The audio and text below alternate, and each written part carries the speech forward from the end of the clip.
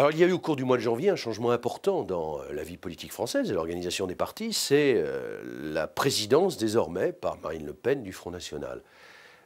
Alors, je crois qu'il faut rappeler que le Front National, depuis des années, soulève un certain nombre de questions, un certain nombre de problèmes qui sont des préoccupations fortes des Français, il faut le reconnaître.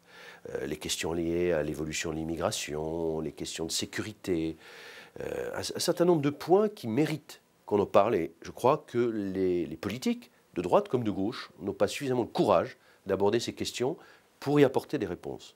Mais je suis convaincu aussi que les réponses qui sont apportées jusqu'à présent par le Front National ne sont pas satisfaisantes. Je prends un exemple très récent qui concerne d'ailleurs Marine Le Pen.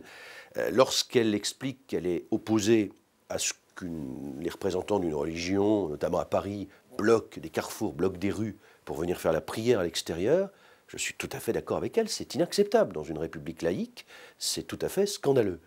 En revanche, quand elle compare avec l'occupation allemande pendant la Seconde Guerre mondiale, je dis hors sujet.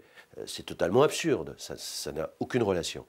Et on voit que très régulièrement, les responsables du Front National dérapent. On a connu les dérapages très célèbres de Jean-Marie Le Pen. Aujourd'hui, c'est Marine Le Pen, mais qui, à mon sens, sera beaucoup plus subtile et ne tombera pas dans les excès que pouvait avoir son père.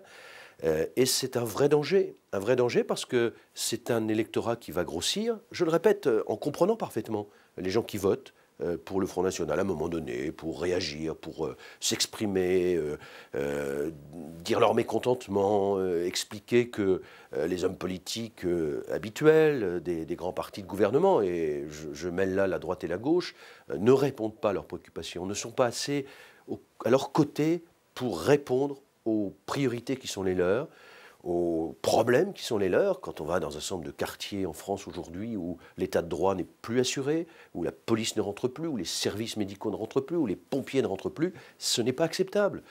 On a aussi, il faut en parler, le problème de l'immigration. Il y a un moment où il faut savoir que notre nation doit garder un certain équilibre, qu'il y a des populations qui, par leur mode de vie, par leur culture, parfois par leur religion, ont plus de difficultés à s'assimiler à la nation française. Et bien sûr, on peut accepter. C'est un enrichissement pour notre nation. Mais il faut être vigilant pour ne pas tomber dans un excès qui pourrait, demain, déséquilibrer les valeurs et les principes nationaux qui sont les nôtres. Autant de questions qui sont soulevées, je le répète, par le Front National de manière très légitime, hélas, avec de très mauvaises réponses, et forcément, à mon sens, en tant que républicain, démocrate, respectueux des libertés, avec un vote qui ne peut pas être satisfaisant lorsqu'il y a un bulletin de vote qui va vers le Front National. Et je considère qu'aujourd'hui, il y a un danger supplémentaire parce que je pense qu'on peut trouver que Marine Le Pen, dans sa présidence du Front National, est beaucoup plus, entre guillemets, fréquentable que ne l'était son père.